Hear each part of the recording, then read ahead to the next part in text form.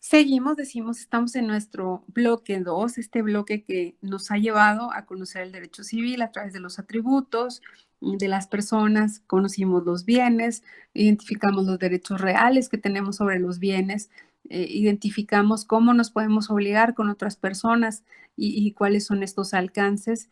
Y ahora, pues veremos, igual que lo empezamos a hacer la semana pasada, pues la cuestión del parentesco, ¿no? El derecho de las personas a través de estas relaciones que se van dando dentro de la familia. En la clase anterior estuvimos conociendo los diferentes tipos de parentesco. Decíamos que hay diferentes especies, un parentesco por afinidad, un parentesco consanguíneo y uno civil, y que también hay diferentes formas de ligarme dentro de estos parentescos a través de los grados, ¿no? Y veíamos que había líneas rectas y líneas transversales o colaterales, y que de estas relaciones, de estas cadenas, de este entramado que se van haciendo estas ramas, pues se van generando derechos, obligaciones y prohibiciones, y que parte de esta circunstancia a través de la cual se genera un, un parentesco es, por ejemplo, a través del matrimonio, ¿no? Nos lo decía nuestro código al definir familia, y decía la familia puede surgir del parentesco, del matrimonio, del concubinato. Pues el día de hoy hablaremos brevemente de esta situación del matrimonio, y comenzaré diciéndole, bueno, pues que el matrimonio es una institución pública, una institución de orden público. El por qué esta institución es de orden público, si se regula desde el derecho civil o el derecho familiar, dependiendo de la entidad, bueno, porque si bien es cierto, están las guías y las bases en estos ordenamientos, lo es también que la repercusión de estas decisiones pues se ven reflejadas en la sociedad, y que por tanto el Estado entra como interesado en regular y en estar vigilante de cómo se lleva a cabo este proceso. Necesitamos de esta autoridad para que valide estas voluntades de los contrayentes. Por ejemplo, yo voy a cumplir aniversario de matrimonio el 15 de octubre porque en mi mundo romántico yo decidí que me iba a casar el mismo día que empecé a salir con mi marido, ¿no? Entonces, pues yo hice todos mis trámites para que justamente ese día me casara con él por el registro civil. Pero, si a mí me hubiera dado el lado romántico, si las cosas no fueran diferentes, pues no puedes agarrar un papel rosa con corazones y decir, vamos a escribir aquí nuestro contrato de matrimonio, ven, tú pones que te quiero mucho, yo pongo que te quiero mucho y ya lo firmamos y ya nos casamos, ¿no? O tampoco podríamos decir, bueno, pues tú eres abogada, hazte un contrato, lo firmamos los dos, traemos testigos, pones las hojas, en duplicado, cada quien se queda con su carpetita y ya nos casamos, ¿no? Como sería un contrato de compraventa, de arrendamiento, de prenda, hipoteca, etcétera. No, es una institución de orden público. Tengo que acudir ante las autoridades correspondientes que me marca la ley, a cumplir con requisitos que me marca la ley, y ellos van a verificar que sí cumplí con esos requisitos. Y entonces ese contrato, que es diferente a esos otros que yo le mencioné, va a tener validez. ¿Se fijan? Por eso estoy hablando de que el matrimonio es una institución de orden público, porque no basta con solo la voluntad de las partes, con que no basta con que lo manifestemos, ¿no? Y digamos, ay, es que nos casamos en una hojita y ahí lo tenemos en la pared, y por eso estamos casados. No, en este caso requiere de requisitos para que sea válido, y por ello necesita de esta intervención del Estado para que pueda funcionar. Ahora bien, chicos, les voy a presentar la raíz del nombre de la palabra matrimonio, ¿no? Tiene su origen en una raíz latina, y se desprende del vocablo mater, que significa madre, y munus, que significa oficio y carga, y que su conjunto nos dice es el derecho que adquiere la mujer en virtud de poder ser madre dentro de la legalidad. Eso significa matrimonio. No sé si ustedes tuvieron clase de etimología. Yo tuve etimología en bachilleres, y luego a lo largo de la carrera era muy común, tuve 2 años de derecho romano, era muy común que el maestro nos dijera que tenemos que conocer el origen, el sentido de las palabras para entender el propósito con el que fueron creadas esas figuras, ¿no? el propósito o la idea por la que se visualizó esa palabra, pues era eso. Podemos coincidir o no, y nos queda claro que ha evolucionado bastante, pero ahí se hablaba de ese sentido de legalidad de poder ser madre dentro de esa sociedad puramente determinada por los varones que le daban esa dignidad, que a través de esa figura pues le daban otro sentido en un estatus de sociedad, ¿no? Al generar una familia. Afortunadamente, el sentido de la percepción de lo que usted entiende con esa palabra no se relaciona con eso que usted ha visto en la raíz. Y si yo a cualquiera de ustedes le pregunto qué es el matrimonio, pues no me va a decir que es ese proceso en el que el hombre le da dignidad a una mujer para que pueda generar una familia, ¿no? Difícilmente lo vamos a entender de esa manera. Ligamos otras cosas, vamos viendo cómo se habla ya de un matrimonio en el que el hombre y la mujer son iguales, en el que los hijos dentro del matrimonio tienen ciertos derechos, de que hijos aún fuera del matrimonio tienen derechos. Hablamos también de la cuestión de los bienes y el cómo se organizan y ya no depende la mujer de la administración de los bienes por parte del marido, por ejemplo.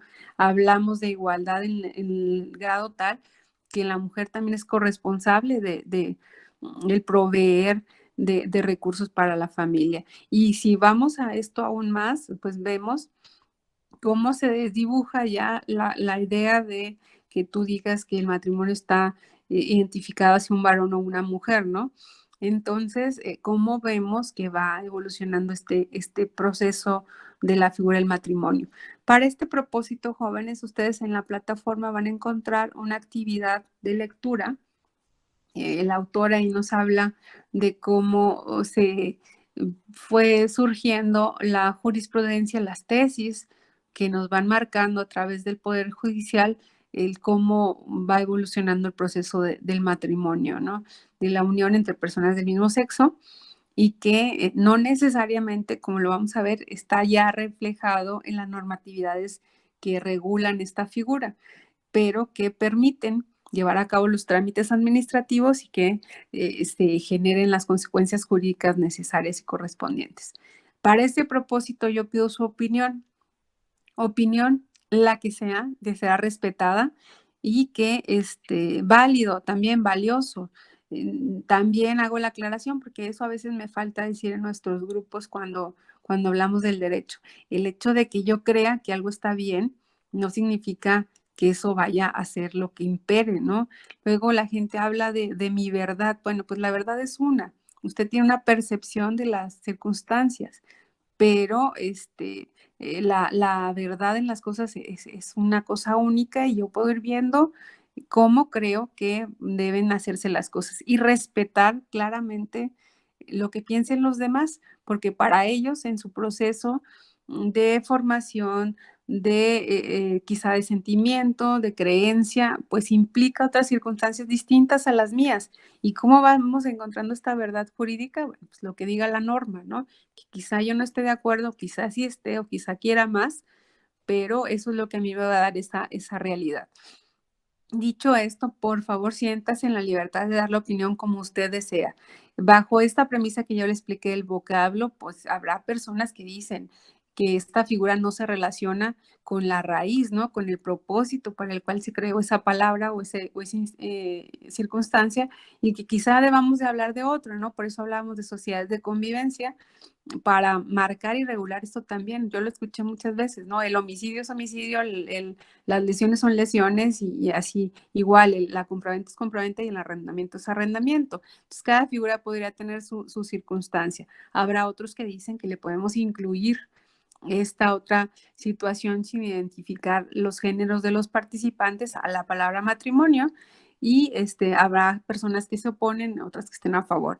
Siéntase en la libertad de dar su opinión. Yo no le voy a evaluar si está a favor o en contra, para nada. Me da un panorama de análisis, ¿no? De termómetro, de que va pensando la generación en la que usted está respecto a una figura tan antigua que nos ha llevado a organizarnos durante mucho tiempo, ¿no?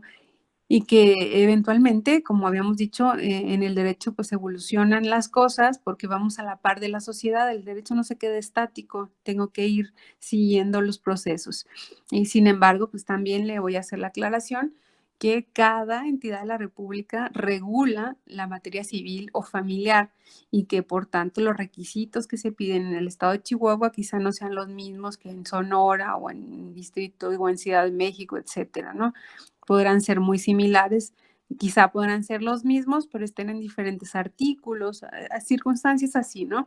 O la identificación de las autoridades sea diferente.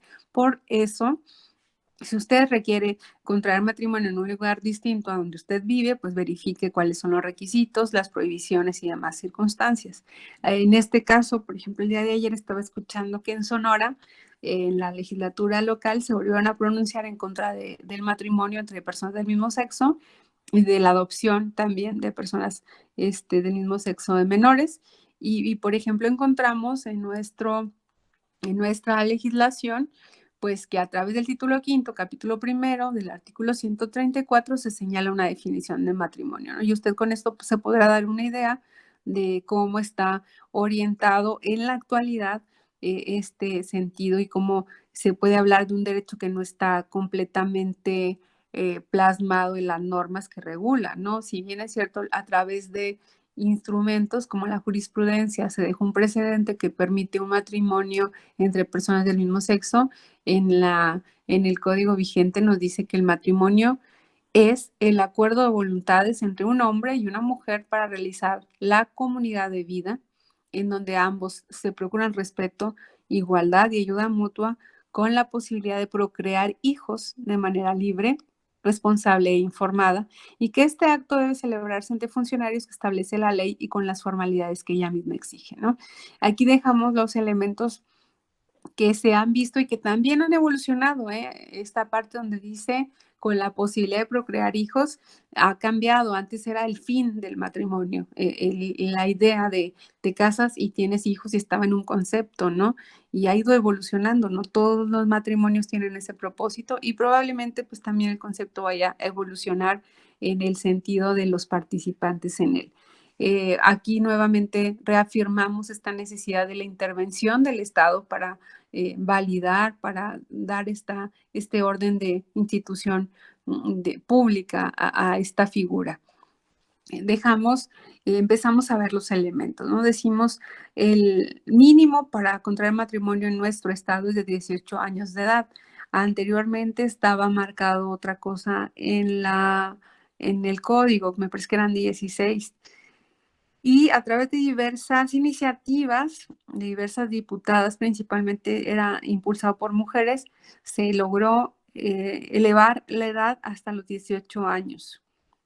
Y usted me puede decir que en la vida real hay mucha gente que vive con personas que tienen menos edad en cuestión de concubinato y demás, pero como matrimonio no se está permitiendo, ¿no? Porque son menores de edad, finalmente. Y acuérdense que hablábamos de capacidad de goce, capacidad de ejercicio, y a veces es muy complicado para mí entender que alguien de menos de 18, pues le digas que no puede votar, pero sí se puede casar, no sabe lo que implica una vida familiar, ¿no? Y tampoco eso hace que logres lo que a través de la educación, de la formación familiar y del entorno, pues tengas que trabajar también, ¿no? Para proveer de mayores oportunidades a los menores de edad y que no vean como su única opción o se llegue a esa circunstancia de un matrimonio a una edad tan temprana. Entonces, básicamente, esta edad se modificó. Luego encontramos en el código, en el artículo 144, los impedimentos para la celebración del matrimonio y básicamente nos remiten a lo que yo ya le había mencionado de parentescos por afinidad, por consanguinidad o por cuestión civil.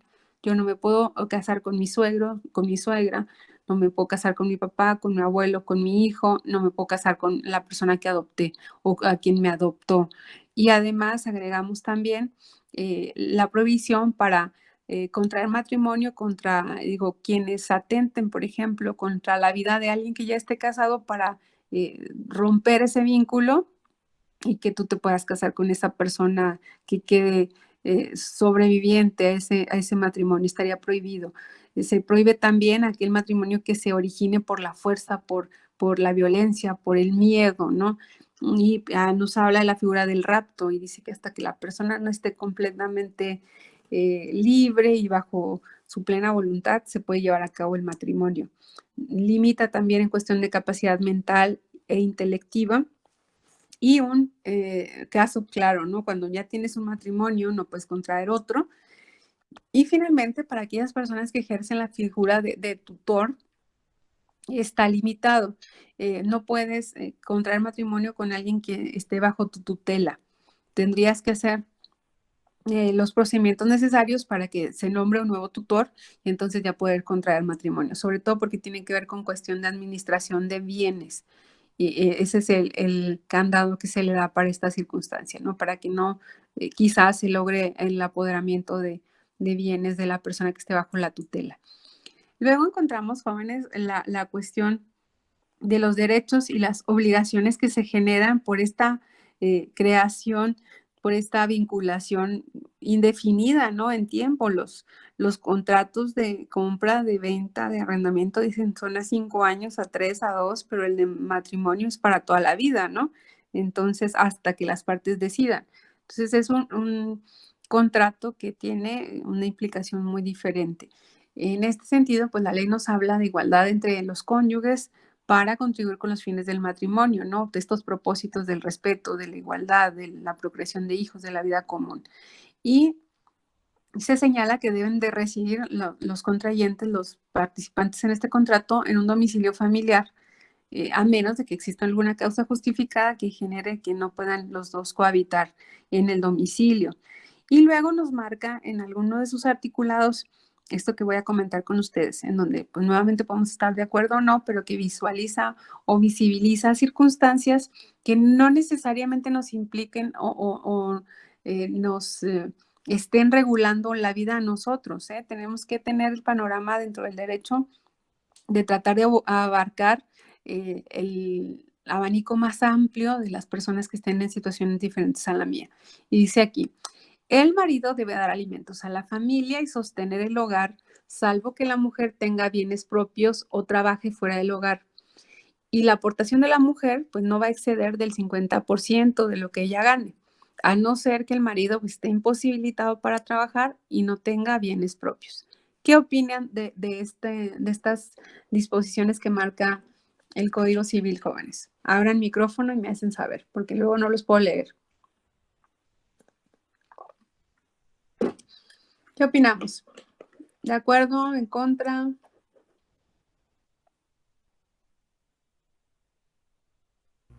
Pues opino que está bien para que sea como más justo, ¿no? 50 y 50.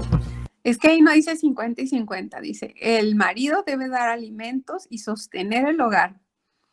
Y ya da la salvedad cuando la mujer trabaja. Cuando la mujer trabaja, el marido debe de dar alimentos y sostener el hogar y ella debe contribuir hasta el 50% de sus recursos nada más. No es el 100 y el 100, ¿eh? ¿Se fija? ¿Alguien notó eso? Sí, ¿Está de acuerdo? Sí.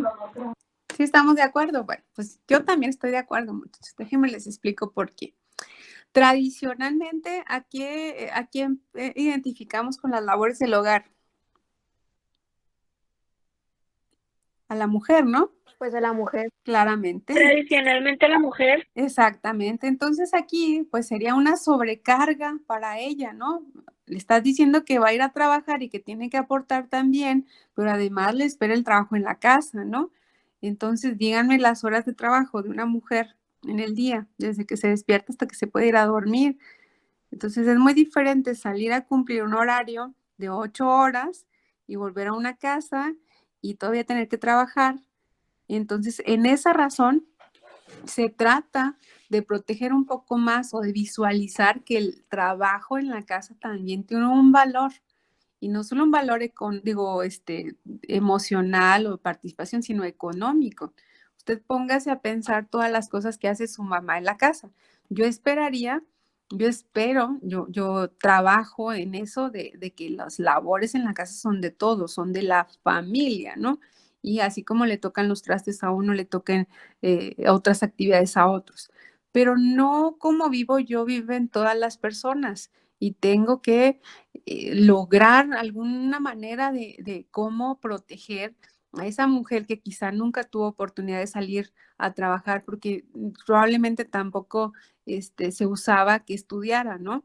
Y que su única opción de vida fue vivir en la casa bajo la protección económica de su marido y que todos los días se levantaba súper temprano a proveer de desayuno, de ropa limpia, de casa limpia, de cuidado de los hijos y que se piensa que no trabaja, jóvenes.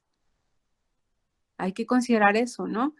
Entonces, bueno, pues si ella no trabaja pues el marido sí trabaja, bueno, pues entonces se señala que él debe de proveer de los gastos necesarios. Luego se cargan más hacia la mujer. Dices, bueno, pues ya que tú no trabajas, pues vende algo, arregla algo, haz algo, ¿no? O sea, como si el trabajo de la casa no fuera suficiente. Y en los otros casos hablamos también de la mujer que sale a trabajar 8 horas, igual que el marido, pero que vuelve a la casa a seguir trabajando, ¿no? Entonces, pues en esa circunstancia, pues las aportaciones no deberían de ser similares, jóvenes. El valor, usted póngase a hacer una evaluación, cuánto le cobrarían en su casa, no sé quién haga las labores, yo espero que sean compartidas, pero cuánto se cobraría por ir a barrer todos los días, a trapear, a echar la ropa a la lavadora, a la secadora si es que tiene, o si no a colgarla, que es una carga pesada. El trabajo terrible, yo es de lo que más odio, que es planchar, lavar los trastes todos los días, hacer comida, si hay niños pequeños, cuidarlos, regar plantas, cuidar perros, ir al súper. Calcúlele cuánto es y probablemente esa mujer que hace eso todos los días, de lunes a domingo, porque no tiene un día de descanso, contribuye al gasto familiar más que la persona que sale a trabajar de 8 a 3, ¿no? Entonces son circunstancias que difícilmente se visualizaban o que tú dices, bueno, es que lo hace ella o él, porque también ahí él no cuenta tanto. Bueno, pues si usted lo pagara, eso que se hace cotidiano, pues serían 300, 600, etcétera, ¿no? Y ahí se le va subiendo la cuenta que no se tienen generalmente en el hogar y que por eso también son una aportación importante. Es necesario para mí hacerle saber esta circunstancia porque le digo, quizás su situación de familia sea muy diferente, pero en el derecho debemos de visibilizar esas circunstancias que viven muchas familias todavía en la actualidad y que en ocasiones, pues cuando algunos matrimonios se disuelven o toman la decisión de terminarse, dices, bueno, pero ¿por qué le tengo que pagar yo pensión a ella si ella nunca trabajó? Yo sí fue el que siempre trabajaba, ¿no? Y es muy difícil entender que todos los días ella también trabajaba y no tenía un día de descanso o dos o una hora de salida de un trabajo. Entonces, son esas cosas que a veces no entendemos de por qué se toman estas decisiones en los juzgados y no entiendes por qué tienes que seguirle dando una pensión a alguien cuando ya no tienes una relación matrimonial. Es cuestión de consideración. Claro, en todo esto está previo la voluntad de las partes, ¿no? Habrá personas que deciden y definen cómo quieren llevar a cabo su familia y así puede funcionar toda la vida y no habrá necesidad de que llegue una ley a decirte o a protegerte, pero sí debes de dejar esa opción para cuando no exista conocimiento o voluntad de igualdad en las partes. El siguiente propósito, es decir, la cuestión de la preferencia. Respecto de los acreedores de las deudas, la mujer y los hijos tienen preferencia para el cumplimiento de las obligaciones. En esta circunstancia, bueno, sobre los bienes, sobre los salarios, sobre los recursos, se va a privilegiar el cumplimiento de las obligaciones hacia el hogar antes de el cumplimiento con el pago de otras deudas, ¿no? Es importante porque eso, asumido en alguna cuestión de algún tribunal o alguna circunstancia, pues le puede salvar al marido para que no le sea tan alto el, o el exigirle el cumplimiento de alguna obligación. En el seguimiento de los derechos y las obligaciones, nos dice la ley, ambos son autoridad en el hogar. Ambas personas deciden de cómo se lleva a cabo el funcionamiento en su casa. salvo que no esté funcionando adecuadamente las decisiones entre ellos y se tenga que acudir hacia un juez para ver quién lleva la dirección del hogar, ¿no? El determinar a quién está más capacitado, más acorde para llevar la guía o la dirección de los hijos. En este caso también se puede definir quién administra los bienes, cuál de ellos lo definen, y si no, pues ambos tienen el mismo derecho de administrar bienes y de cumplir con tareas del hogar. ¿Se fijan? En esta circunstancia, pues nos deja nuevamente claro, las tareas relativas a la administración del hogar y del cuidado de la familia representan una aportación al sostenimiento del hogar. No se lo dijo la maestra, ahí está definido. Me parece que debería a veces haber una tablita, ¿no? Para que sepamos cuánto trabajo realizan algunas personas dentro de los hogares en este país. Ambos tienen capacidad de administrar, de contratar, de disponer de sus bienes cuando son propios y este proceso también de sus salarios y todos los recursos que tienen de beneficios en sus actividades, salvo que de forma expresa se haya señalado lo contrario a través de capitulaciones, que son como guías que nos dicen cómo se van a llevar a cabo la organización de nuestros bienes. En este propósito decimos también que el contrato de compraventa entre personas que se casaron solo aplica para aquellos que estamos casados por bienes separados. Los que están casados en sociedad conyugal, pues no te puedes vender a ti mismo, no te puedes comprar a ti mismo, ¿no? Y se supone que los bienes son de las dos personas, por eso no sería válido el contrato de matrimonio, digo, de compraventa, perdón. Asimismo, pues la prescripción no inicia hasta que no se haya disuelto el matrimonio, porque pues, las cosas son de ambas personas en ese tipo de posibilidades. Ahora bien, chicos, vamos a conocer sobre los bienes dentro del matrimonio y en esta circunstancia la ley nos permite ubicar o decidir sobre dos regímenes diferentes, el de sociedad conyugal y el de separación de bienes. Y a través de capitulaciones, de guías o de alcances, ustedes van a ir decidiendo cómo se va a ir organizando los bienes dentro de estas dos posibilidades de sociedades, ¿no? ¿Quién va a administrar cuáles bienes, cuáles no, y etcétera? Se hace a través de esa figura. En el caso de una sociedad conyugal, pues los contratantes pueden decidir si todos los bienes van a ser comunes o a través de alguna capitulación van a definir algún bien que sea separado, se puede hacer. Y en caso de que no se señale, bueno, pues se van a acoger a lo que diga la norma de manera general. Quien decidan por parte de ellos dos como administrador, es también definido en las capitulaciones y tiene como una figura de gerente, ¿no? Como de tutor de los bienes, de buscar el beneficio y de informar cómo va llevando a cabo esa administración. En caso de que no se hubiera definido, pues ambos son los administradores de los bienes. A ambos les corresponde el cuidado y la decisión de cómo va a ir funcionando el crecimiento o detrimento de sus bienes. La sociedad conyugal pues nace al celebrarse el contrato de matrimonio y puede durar todo lo que dure el matrimonio o bien puede en algún momento decidirse que se cambia a un régimen de separación de bienes y también puede identificar que a partir de ese entonces los bienes con los que llegamos al matrimonio y los futuros van a formar parte de esta sociedad conyugal. En este sentido, si no hay un parámetro, una capitulación que me defina cuáles bienes iban a estar dentro de la sociedad conyugal y cuáles no, pues la ley va a decir que son todos los bienes que se han adquirido a partir de la fecha del matrimonio. A partir de entonces los empezamos a considerar. Sin embargo, hay bienes que se exceptúan de la sociedad conyugal. Aquellos bienes que provienen, por ejemplo, de una herencia o una donación o la cuestión quizá de alguna rifa o alguna cuestión de que usted saque la lotería, no sé, no entrarán en una división en caso de ser necesario de la sociedad conyugal o de una propiedad, no necesariamente está dividido pero quizá, por ejemplo, si mi marido y yo estuviéramos casados por sociedad conyugal, al momento que fallecen mis padres, yo tengo ciertas herencias, pero ese patrimonio no sería parte del patrimonio compartido, sería exclusivamente mío. Sobre todo, pues en el caso mío que estoy por separación de bienes.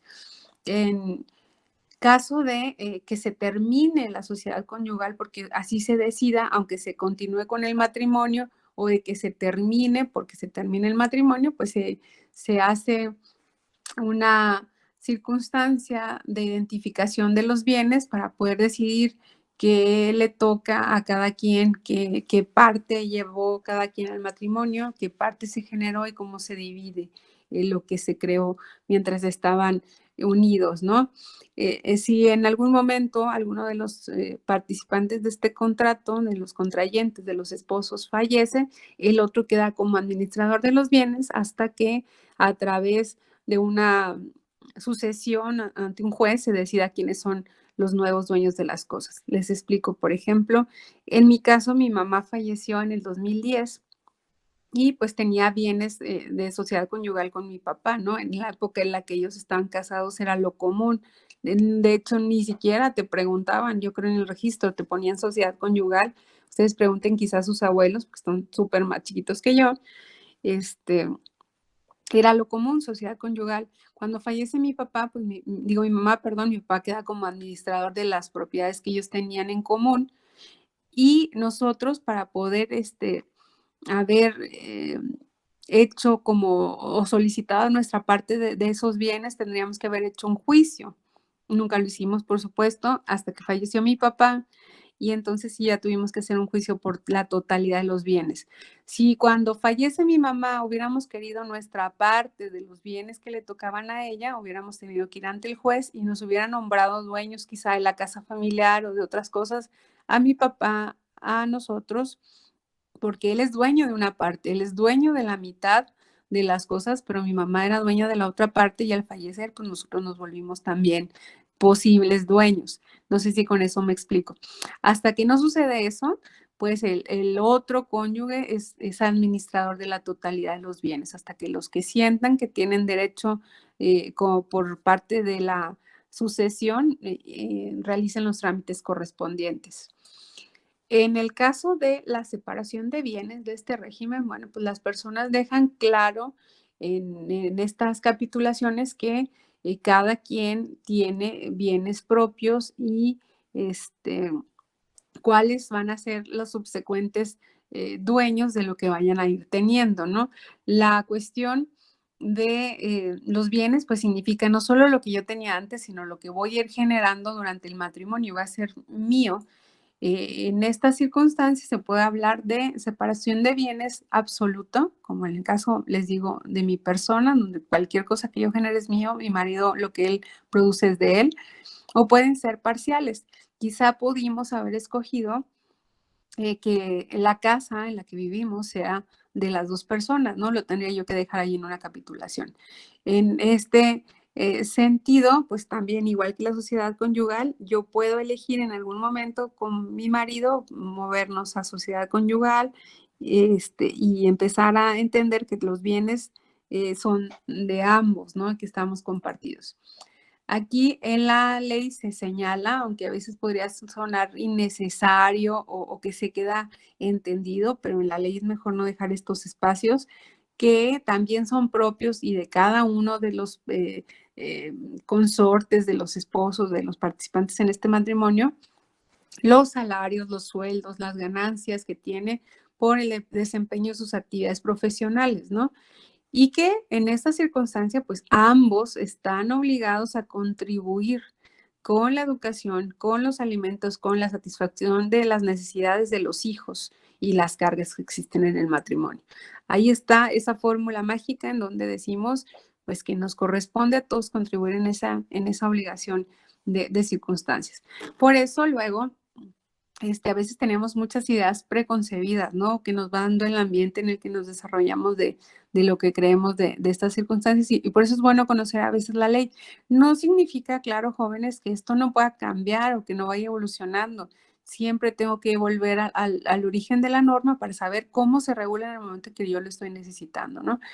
Y esto me ayuda también a dejarles claridad cuando exigen luego pensiones alimenticias o sabes de alguien que tiene una carga de quizá de un divorcio o una separación y das como por idea automática que el que da la pensión alimenticia es el padre, ¿no?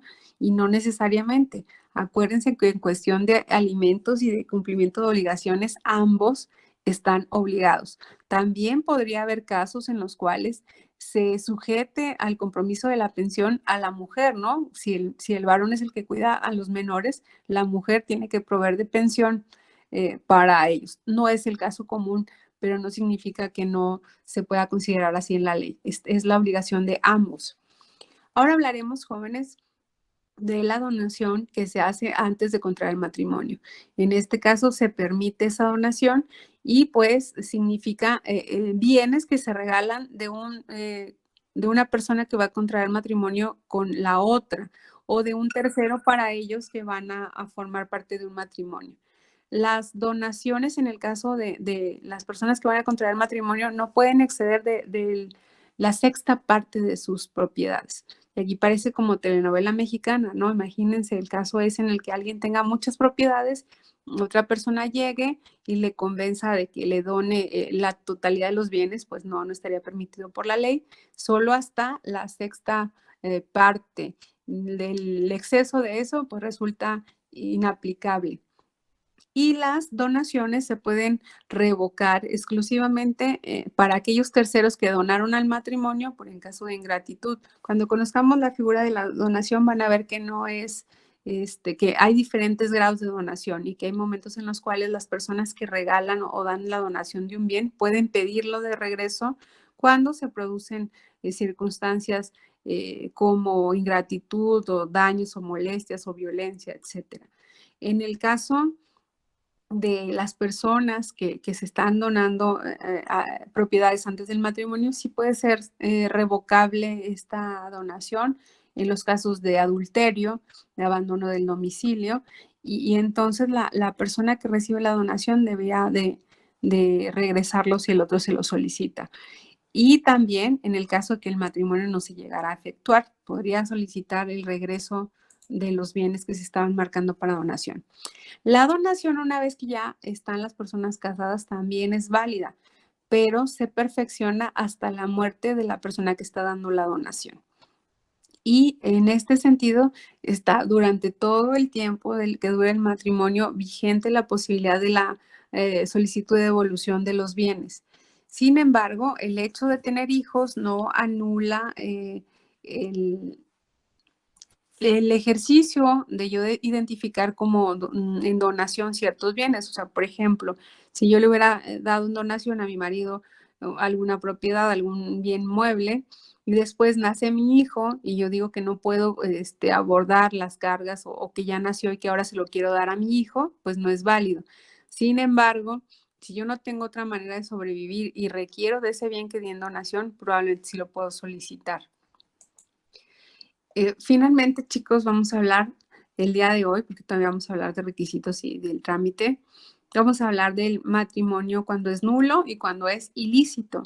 Cuando hablamos de nulidad, estamos hablando de que hay un vicio, algún faltante, algo no se hizo bien. En algunos casos se puede solucionar y en algunos casos ya no es posible, pero va a ser como si no hubiera existido. Eso se habla de la nulidad. En este caso habla de que cuando hay error entre las personas que iban a contraer matrimonio, que puede ser para usted algo que no suceda, ¿no? Pero también la ley nos permite que alguien a nombre mío vaya y contraiga matrimonio en mi lugar porque yo no pude estar presente físicamente y alguien lleva mi representación y se va a casar. Les digo que este es tema para telenovelas mexicanas, ¿no? Alguien llega, trae un poder y resulta que la persona que está ahí para celebrar el matrimonio no es la persona que debía de estar. Bueno, pues eso provoca una nulidad. Aquellos que celebran un contrato aun cuando están marcados en los impedimentos que yo le mencioné, ¿no? De la cuestión del parentesco, de la violencia, etcétera. Bueno, pues ese matrimonio también puede ser nulo. En algunos casos se puede convalidar, se puede corregir cuando usted ya tiene la dispensa, cuando usted, a pesar de que se produjo alguna situación como un rapto o algo así, las personas voluntariamente quieren acudir a contraer matrimonio después, no sé, situaciones de esas. Pero se tiene que hacer una segunda verificación y no todos los elementos van a ser convalidados. O sea, por ejemplo, un matrimonio entre un tío y un sobrino que sean directos, pues ese no se va a poder convalidar, ese va a ser nulo. Los casos, por ejemplo, de las tutorías que yo les dije, ¿no? Si no se dio el permiso, si no se nombró un nuevo tutor y se llevó a cabo de todos modos el matrimonio, va a ser nulo. ¿Qué sucede con la circunstancia? Bueno, y dice aquí que en los casos en los que no se cumplan con los requisitos y las formalidades, ¿no? Ya lo habíamos dicho, yo no puedo agarrar un papel y decir que estoy casada con mi marido. Tengo que cumplir con los requisitos que me marca el código, que vamos a verlos en la clase de mañana. Cuando un matrimonio es nulo, jóvenes, se tiene que analizar por una autoridad. Esto me significa que de entrada, pues todos los matrimonios se presumen como válidos. El hecho de que yo me ostente y diga que estoy casada con mi marido, pues yo no le tendría que andar demostrando a nadie que estoy casado, ¿no? Ya con mi dicho y con esa figura en la que yo me manejo, pues debería de entenderse. Sin embargo, existen circunstancias que pueden llevar a que una autoridad verifique el cumplimiento de esos requisitos o esas circunstancias para que esto sea válido. Si una autoridad lo verifica, si se hace a través de un tribunal, se tiene que dar vista al registro civil para que haga las situaciones correspondientes y inscriba esa circunstancia de nulidad para, en caso de que se pueda convalidar o que se declare como no sucedido. Pero, ¿qué pasa, jóvenes, cuando hay menores, por ejemplo, hay familia que se desprende de esa situación que se nulificó? En este caso, el código nos marca el orden o la preferencia que va a tener el cuidado de los menores y nos dice, las hijas y los hijos menores de 7 años quedan a cargo de la madre. Después de los 7, hasta la mayoría de edad, podrán quedarse con el padre o la madre o si alguno de ellos se ponen de acuerdo, están un tiempo con los dos, ¿no? Después de los 14, los niños, los menores, pueden elegir con cuál de los padres quieren estar. No importa si son niñas, si quieren ir a vivir con su papá, no importa si son niños y quieren ir a vivir con su mamá. Ellos válidamente pueden hacerse escuchar ante las autoridades y se tendrá en consideración dónde quieren ellos estar, atendiendo, como lo señala ahí en el material, al interés superior del menor. ¿Quién mejor que ellos para saber en dónde se sienten cómodos, en dónde se sienten amados, en dónde se sienten cuidados y protegidos, ¿no? Y eso es algo que difícilmente pueda superarse a través de un pleito o una decisión entre adultos, ¿no? Créanmelo. Entonces, esto también nos abre un panorama para aquellos que no lo sabíamos, que siempre pensamos que los hijos necesariamente tienen que estar con su mamá. No es así. Yo conozco casos en los que los menores quieren estar con su papá y así se tiene que hacer valer, ¿no? También tenemos que tener esa apertura para conocer cómo van evolucionando estas figuras. También hay buenos papás, también hay casos en los que los divorcios no llevan a cosas imposibles y puede seguir llevando una vida de familia común entre los dos padres, ¿no? Entonces hay que trabajar más en esa visión de dejar de ver a los menores como propiedades o posesiones dentro de una familia o un matrimonio. En el caso de la cuestión de la ilicitud, perdón, de la comisión de un delito. En este caso hablamos no solo de circunstancias de tipo civil, de consecuencias civiles, de que el matrimonio no va a existir o va a existir con vicios, sino de que además se le tendrá que dar vista a la autoridad correspondiente porque se cometen delitos. Cuando el que va a contraer matrimonio, lo haga estando pendiente una decisión de impedimento. Él sabe que está impedido para casarse y aún así busca la manera de contraer el matrimonio. Cuando no se dio la dispensa al tutor o está en espera de hacerlo y aún así contrae el matrimonio, además de la nulidad va a ser un delito. Cuando alguien mayor de edad contrae matrimonio con una persona menor de edad y cuando alguien autorice esta figura. Esto, jóvenes, es lo que nos dice la ley. probablemente en situaciones de hecho, pues la gente ni siquiera acuda a contraer un matrimonio, ¿no? Pero esta previsión, estas figuras de tratar de llevar ordenadamente la vida de las personas, pues nos marcan o nos dan los parámetros de cuando, además de un proceso o un trámite que no va a existir, también cometemos un delito.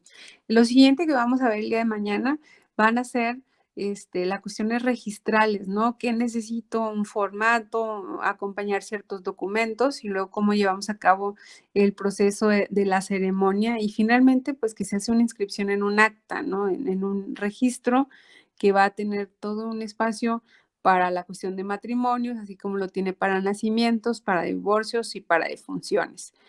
Con esto, chicos, dejaría yo el tema del matrimonio hasta aquí. ¿Qué significa? Bueno, que nos va a faltar todavía ver la cuestión de la cuestión de sucesiones y del testamento, ¿ok? Para que no se me desesperen, prefiero llevar el ritmo adecuado con ustedes. ¿Alguna duda respecto de este tema que estuvimos viendo el día de hoy, jóvenes? Había una actividad en la plataforma que habían dicho que le íbamos a hacer en clase, ¿no? Así es, que es la que les Sí, estoy maestra. O eso vi. mencionando. Es lo que les estoy mencionando, es la cuestión del testamento, ¿se acuerdan? El día de mañana vamos a avanzar Sí. con lo del matrimonio y si alcanzamos a ver lo del testamento, lo hacen en la fecha que está. Si no alcanzamos a ver lo del testamento, bueno, pues nos vamos a ver la próxima semana, vemos lo del testamento y yo reagendo la actividad, chicos. No pasa nada, no hay cosas que no podamos ajustar, ¿ok? Ok, maestra, gracias. No de nada. Ok. ¿Alguna duda con esto? No, maestra. Ahorita No, no hay actividades pendientes entonces, ¿verdad, Sí, maestra? sí hay actividades pendientes, sí hay. Acuérdense que les acabo de subir un documento que tiene jurisprudencia para los matrimonios que son con personas del mismo sexo, porque gran parte de nuestra norma jurídica pues no lo contempla, ¿no? Entonces, para mí es importante que también conozcan de ese otro panorama y es donde vamos a dar la opinión. ¿Se acuerdan? Tienen tiempo suficiente para realizarlo, pero sí está la actividad. De hecho, tienen hasta de hoy hasta la otra semana para entregarlo. ¿Sí? ¿Alguien más, chicos? Espero que la actividad de hoy nos haya despejado muchas de esas cosas que luego vemos en la televisión, o oímos de los vecinos o de los parientes, ¿no? Y que nos vaya llevando hacia, pues más allá de fijarnos en algo aquí, así como eso ahí dice, sino más bien a entender que para este tipo de cosas, pues siempre está la cuestión de la voluntad de las partes y que el código pues nos va marcando precedentes, ¿no? Y quizá la jurisprudencia. Yo les mando un abrazo, chicos, me despido, voy a poner aquí a cerrar la sesión. Si alguien falta de poner presente, por favor, hágalo en este momento, antes de que yo cierre sesión, y veamos quién es el afortunado ganador de mi audio del día de hoy. Que llegué barridita con ustedes porque venía de mi otra clase. Listo, ya voy a cerrar sesión. Laura Fernanda, por favor.